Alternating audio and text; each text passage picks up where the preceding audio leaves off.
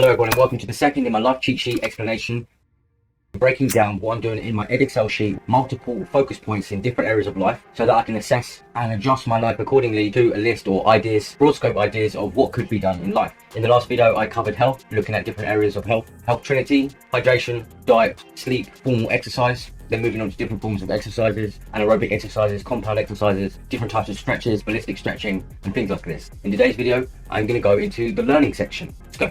Hi everyone, welcome to another video. From the last video I was talking about linguistic determinism, and this is partial reason to why I started the Excel sheet and trying to organise different key focused areas of life through language. Linguistic determinism is the idea that language and its structures determines human knowledge or thought, as well as thought processes such as categorization, memory and perception. The term implies that people who speak different languages as their mother tongue has different thought processes. When you start learning other languages, your thought processes could change because of the types of language that you use, the types of words that you use and what it implies. The same as if I started to teach you different terms of investment, such as minimal viable product, asymmetric returns, 20% interest, etc. like this, things like this. When you start coming to grips with different terms, it opens the possibilities of seeing and actually being able to identify different situations. There is an area in your brain called the reticular activating system, and you're actually, with your sensory inputs, you're actually picking up on millions of bits of information simultaneously, but your brain has to filter a lot of it out.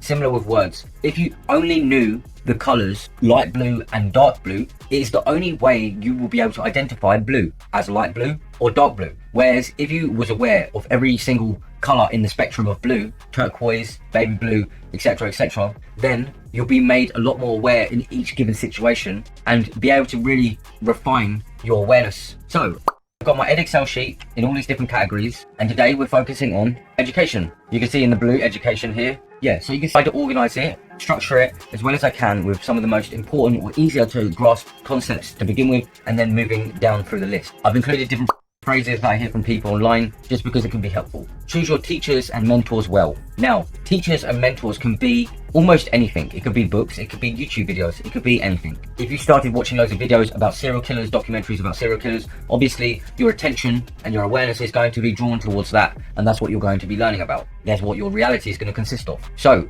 teachers and mentors don't have to be physical. It can be anything. It can be anything that's drawing your attention and that you're gaining information and knowledge from. Curiosity trumps intelligence every time, or curiosity trumps or outlasts intelligence. A curious mind is ready to learn, and if you're curious about something, you're going to naturally learn it faster. Lateral thinking and trying to find unique connections with different subjects. The next thing on the list I've got is the learning pyramid, which is the idea that different forms of learning has different levels of effectiveness in being able to retain and recall information. They're saying for lecturing to others it's only 5%, reading text is only 10%, hearing and seeing is 20%, because you're using your visual cortex and your auditory system. It's going to be a lot more effective than just reading, depending on how you're reading, if you've got a system behind it. But if you look at the bottom, the most effective way of learning is actually by teaching others. And this is because to teach someone something, you need to have a general understanding of what you're teaching them. You have to go through a process of thought in your mind to pick out what is actually useful, what is necessary, and what can I disregard. You have to be able to reformulate it into different situations so that the audience can understand it in their context.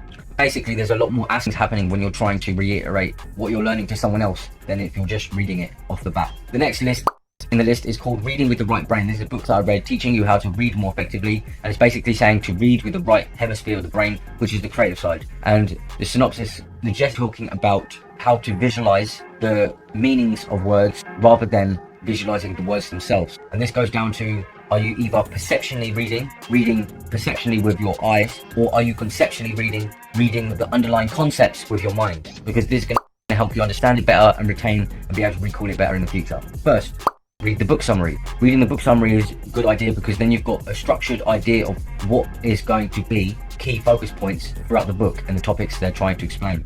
Watching explanatory videos. This is the process that I go through when I'm trying to read. Watching an explanatory video, because they're 2 minutes long, and it's where people have got condensed video formats of the topic at hand. Again, this is goes into dual coding because you're using 2 forms of medium to try and encode memories in different ways. Study the glossary of terms, again with linguistic determinism. If you're more familiar with many of the terms that people use, you've got a broader sense of understanding of what they're talking about, and when you actually go to read the book, then you don't have to keep stopping and checking up different words. Starting with with the end and the start of paragraphs, because in many books and stories, people do summaries at the beginning and at the end. They'll talk about something and the main content is kind of just going into more detail and just in on. Also, there is something called recency and latency. Recency and latency is the idea that you only really remember the first and the last bits of information. So I assume that from when people are writing, they are going to put the most important things at the beginning and at the end. When you're holding presentations, make it most exciting at the beginning and at the end, because these are the things that's going to be the most memorable. Next thing is first, a fast overlook, rushing over the whole content and trying to pick out different words and different understandings throughout the book. I don't know how effective this is, but this is so you can sort of draw in a lot of it subconsciously and read it faster than you might think that you can and push yourself beyond a limit. Reading in comprehensive, meaningful chunks. If you read in chunks of words, then it's easier to understand because you've got more elements to contextually understand it and then ultimately visualize it. Perceptual versus conceptual reading, which is something I just explained, where perception is through your eyes. Don't read with your eyes, you read with your mind, thinking about the actual understanding of what they're trying to say, visualizing it and reading in chunks of words so it's easier to grasp.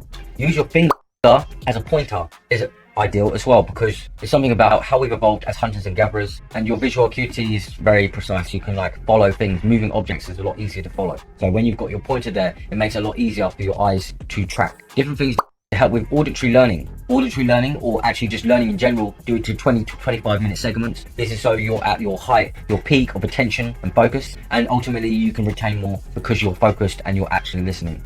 Don't be afraid to take notes, write notes, but don't write one-to-one notes. Don't copy exactly what you've listened to or you've seen. Regurgitate it, reformulate it in your own way so you can understand it. Or it gives you an opportunity to rephrase something to prove to yourself, do I actually understand this, or am I just copying it textbook from other things? Don't be afraid to listen to books. You've got auditory books now, and it can make life a lot easier if you're on the go. Adjust the narration speed, the speed that you're listening to. I don't like watching YouTube videos anything below 2x speed because otherwise it just sounds silly. It sounds too slow. Retrieval practice can be effective, where you actually practice trying to retrieve the information that you've previously learnt about. There's no point learning about different things if you don't test yourself regularly to how much you've actually learned. Role playing is engaging kinesthetic learning, and you can actually act out different elements that you've been learning about. You've also got context dependent memory, and if you have different actions assigned or encoded to different memories, then when you actually go to use it, it can be a lot easier to recall when you repeat that action. For instance, if you're using an opera, it'd be better for you to practice your lines whilst imagining yourself physically moving where you would be on the stage. And this is going to encode the memories also in your procedural memory or kinesthetic memory and your body's ability to memorize. These are different things that can help you in learning. So firstly, identifying your learning goals. There's no point learning if you don't know what you're learning or why you're learning it. There is a point really on learning, but it's not going to be as effective. Question the significance of the learning materials. You need to be able to prioritize what you're learning and what you're ignoring. Spaced repetition learning, prolonged micro sessions to improve recall. 25 minutes of study time is more than sufficient, and then you can repeat this throughout the day. Interleaving and switching projects. Again, this is with helping lateral thinking and your ability to combine and make unique connections between different subjects. Trying to elaborate on different things that you've been learning about. Application makes information lasting. If you can apply what you've been learning about, it makes it easier to remember in the future. Contextual learning, as explained earlier, is when you learn something in the same context. So if I was learning Spanish while I was running, then technically it could be a lot easier for me to remember when I'm running again, because in that context I can remember. I've got more elements to recall information. Schedule breaks. You can actually schedule your breaks, and it can make it a lot more effective as well. Mnemonic learning strategies, I cannot stress enough. This is pretty much like magic. Ancient Roman Greek memorization techniques that have been lasting for centuries, and it's basically a way of encoding information by using visual elements of your brain and changing very arbitrary information into something more concrete, something that you can imagine, so that you can retain it a lot more easy. Making addictive games. So loads of companies and everyone is seen to be gamifying everything, and this is to improve retention, people's focus, and then ultimately they're going to be learning about it. So you can gamify anything you're trying to learn in the same means to help yourself be more enthusiastic about learning. Learning and emotions equals long-term memories. So if you can try, and the same with context-dependent memory, but emotions are very powerful, and if you can find a way to incorporate that into your learning, like saying something with emotion, role-playing, and trying to express different emotions whilst explaining and elaborating on different bits of information, it can encode the information differently in your brain and hopefully help you recall better. Mind mapping brainstorming, and then here's some really cool ideas. So you got the SMART acronym. SMART stands for specific, measurable, attainable, relevant, and time bound, which is 5 points on how you can make effective goal setting.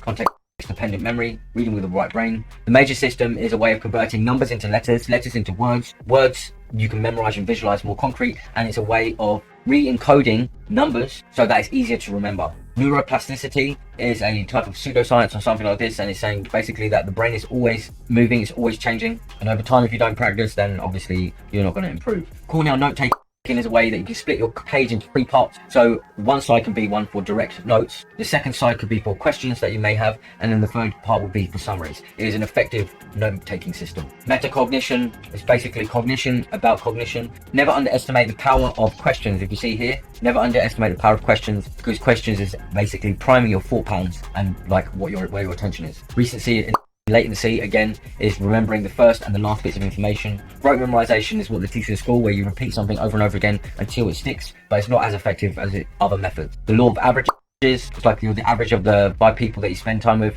but then it works with like loads of other things as well, but this is the most prominent thing in my memory of what it'd be used for. Mirror neurons is when you are observing someone else perform an action. The neurons in your brain fire and wire in the exact same way as the person that you're observing, and this is how you sympathize with other people. So when you're watching people fight online, your brain chemistry is trying to mimic that of what you are watching to sympathize with the person or understand them.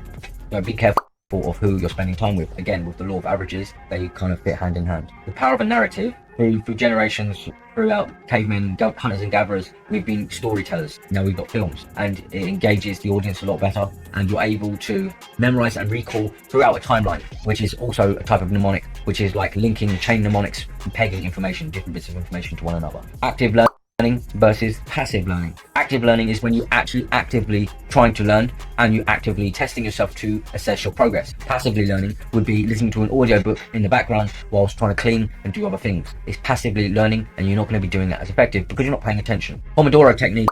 Again, studying in 25-minute segments with a 5-minute break. This is a Pomodoro to help optimize the amount of time that you are studying. Micro exposures. State dependent learning is when your physiological state and your learning is all encoded. So depending on how your body is, it's actually encoding to the memories. Autodidactic is a person that can teach themselves. Contextual environments and cues. And then at the bottom, I've got the best study times is between 10 till 2, and then from 4 till 10, apparently. This is from just a Google search. And again, this is all I have time for today. I hope that anything I was doing or saying is going to be helpful for you, and there's going to be a link in the description of this document if you want to just check it out yourself, and if you want to check it out. And if you want to send me some money, I'm not going to say no. Okay? Take care. Bye, bye, bye, bye.